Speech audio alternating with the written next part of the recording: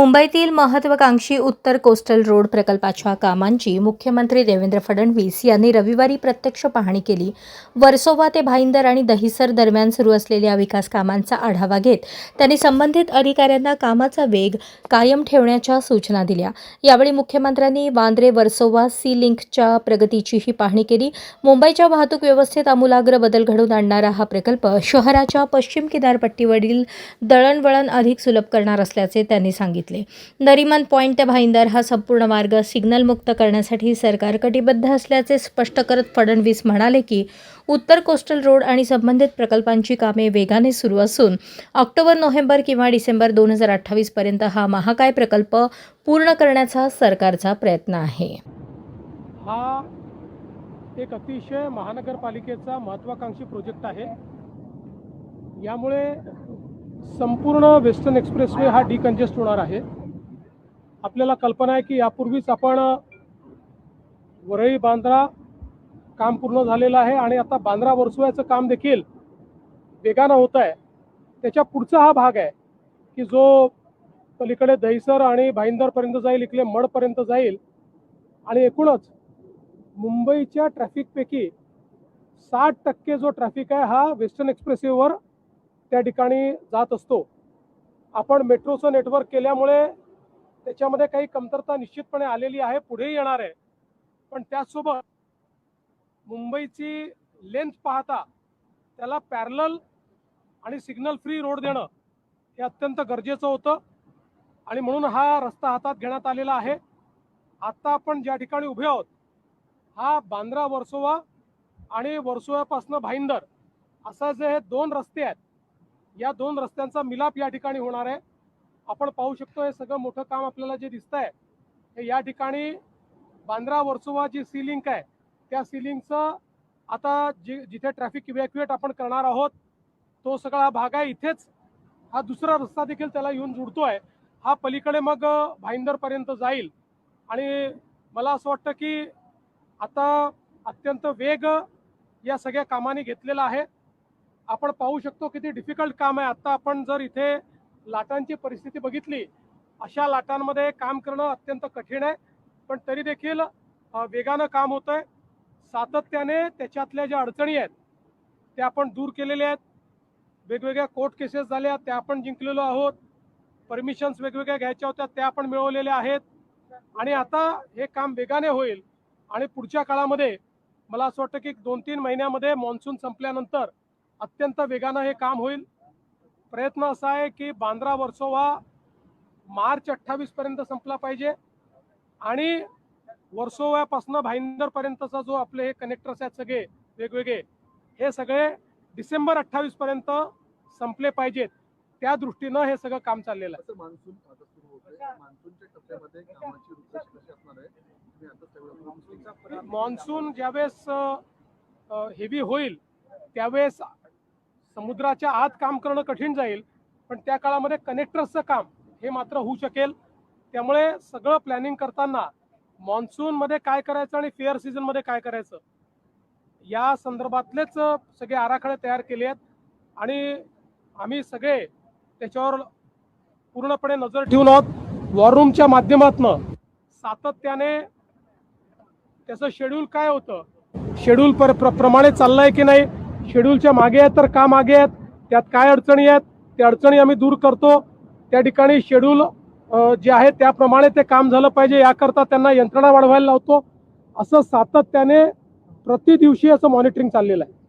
मोठ्या प्रमाणात गारफुटीची देखील कत्तल झालेली आहे। एक वेगळी चिंता जी आहे ती व्यक्त केली जाते, पण ही नुकसान भरपाई कशी भरली जाणार आहे? पहिल्यांदा तर आपण सगळ्यांनी लक्षात घेतलं पाहिजे, महाराष्ट्र एकमेव राज्य आहे, मुंबई आणि MMR रिजन हे एकमेव रिजन असं आहे देशामध्ये की ज्या ठिकाणी फॉरेस्ट सर्वे ऑफ इंडियामध्ये खारफुटीत वाढ झालेली आहे, मँग्रोव्हमध्ये वाढ झालेली आहे आणि याचं कारण महाराष्ट्र सरकारने सातत्याने मँग्रोव्ह प्लांटेशन हातामध्ये घेतलं, मँग्रोव्ह पार्क तयार केले, मँग्रोव्हचं जतन केलं आणि एवढंच नाही तर ज्यावेळेस अशा प्रकारच्या व्हायटल प्रोजेक्ट्स करता काही प्रमाणात आपल्याला मँग्रोव्ह शिफ्ट करावे लागतात, ते काढावे लागतात, तर त्याच्या बदल्यामध्ये अधिक प्रमाणात मँग्रोव्हचं प्लांटेशन आपण करत असतो।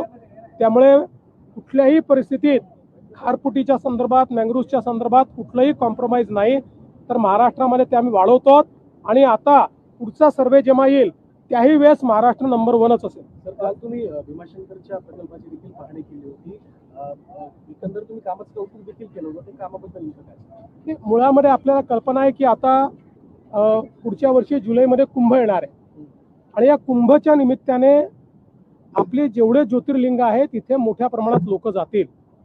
आणि मग आपण बघितलं त्र्यंबकला तर कुंभच आहे, त्यामुळे त्र्यंबकेश्वराचं काम आपण चालू केलं आहे, घृष्णेश्वराचं काम आपण चालू केलं आहे, परळी वैजनाथचं काम आपण चालू केलं आहे. भीमाशंकर अशी जागा आहे की ज्या ठिकाणी जागा कमी होती आणि त्या ठिकाणी काम करणं देखील कठीण होतं, कारण तिथे फॉरेस्ट आहे, तिथे बायोडायव्हर्सिटी आहे, तिथे वेस्टर्न घाट आहे, तिथे शेकरू जे आपलं राज्य हे प्राणी आहे त्याचं एक मोठं ते इकोसिस्टीम आहे. अशा याच्यातही अतिशय चांगल्या पद्धतीनं काम चाललेलं आहे. त्या ठिकाणी विशेषतः मला सांगताना आनंद वाटतो की गावकऱ्यांनी जो समर्थन दिलेलं आहे, 150 घरांचं संपूर्ण गाव जे त्या मंदिराच्या आजूबाजूला आहे ते संपूर्ण गाव शिफ्ट व्हायला तयार झालेलं आहे आणि जवळपास 1.5 किलोमीटरवर ते पूर्ण गाव हे आम्ही एक आदर्श गाव म्हणून त्या ठिकाणी शिफ्ट करतोय. त्यामुळे देशातलं एक आश्चर्य म्हणून या संपूर्ण देवस्थानाकडे पाहिलं जाईल आणि याचं काम जे 1.5 वर्षात करायचं होतं, जे प्रॉपर मंदिराचं काम आहे ते काम 6 महिन्यात आपल्या प्रशासनाने पूर्ण केलं आहे.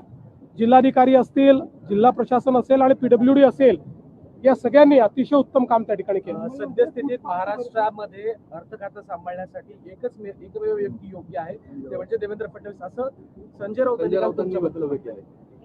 हे लास्ट सर्टिफिकेट आहे ज्याची मला आवश्यकता होती. आता कुठल्या सर्टिफिकेट घ्यायला मला लावताय तुम्ही. त्यामुळे मला असं वाटतं की महाराष्ट्रामध्ये आमच्या महायुतीमध्ये अनेक नेते आहेत जे हा जो काही अर्थ खात्याचा कारभार आहे तो सांभाळू शकतात. सध्या मी तो सांभाळतो आहे, भविष्यात बघूया. सर, दुसरा एक पॉलिटिकल प्रश्न ऑपरेशन टायगर संदर्भामध्ये आणि सर्व खासदारांची बैठक शुभेच्छा दिलेल्या आहेत का? मी निश्चितपणे राज ठाकरे यांना मनापासून शुभेच्छा देतो आणि त्यांच्या जन्मदिवसाच्या निमित्ताने ईश्वर त्यांना आशीर्वाद देव अशा प्रकारची मनोकामना व्यक्त करतो. दुसऱ्या बाजूला राज्यामध्ये शिवसेनेकडनं ऑपरेशन टायगरची सुद्धा चर्चा केली जाते. आता जसं विचारण्यात आलं, आज मातोश्रीवर खासदारांची बैठक सुद्धा बोलवण्यात आली, परंतु माहिती अशी मिळते की काही खासदार अनुपस्थित राहतील. मला त्याची काही कल्पना नाही. कोण येणार आहे, कोण जाणार आहे. आता बैठक झाली की कोण कोण होतंय मला सांगा, कोण नव्हतं ते देखील मला सांगा. म्हणजे एकीकडे आपण पाहत असाल तर एकीकडे उभारण्याच्या ज्या बैठका होतात तिकडे खासदार अनुपस्थित राहतात, दुसरीकडे आपल्या प्रदेशाध्यक्षांचा दौरा सुरू आहे, तिथे शरद पवार गटातले आमदार पाहायला मिळतात. प्रेम आहे, दुसरं काही नाही आहे. प्रेम आहे, फक्त प्रेम आहे, शुद्ध प्रेम आहे.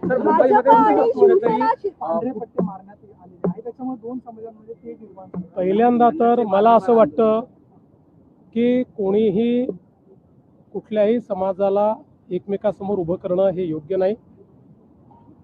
समाजात तेढ निर्माण करणं हे देखील योग्य नाही.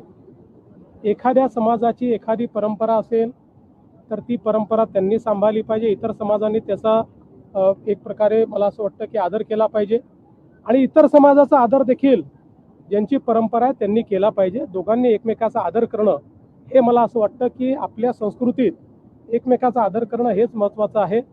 विनाकारण प्रत्येक गोष्टीला वादामध्ये नेऊन त्याच्यामध्ये राजकारण ओतणं यांनी कधीच फायदा होत नाही, त्यांनी मतं देखील मिळत नाही. या सगळ्या प्रकाराला सांस्कृतिक दहशतवाद म्हणून मनसेकडनं संबोधित केलं जातं. मी तुम्हाला एक सांगू का, अनेक वेळा चर्चेत राहण्याकरता वेगवेगळे लोक वेगवेगळ्या गोष्टी करत असतात. त्या प्रत्येक गोष्टीला मुख्यमंत्री म्हणून मी बोललंच पाहिजे, प्रतिक्रिया दिलीच पाहिजे असं मला वाटत नाही.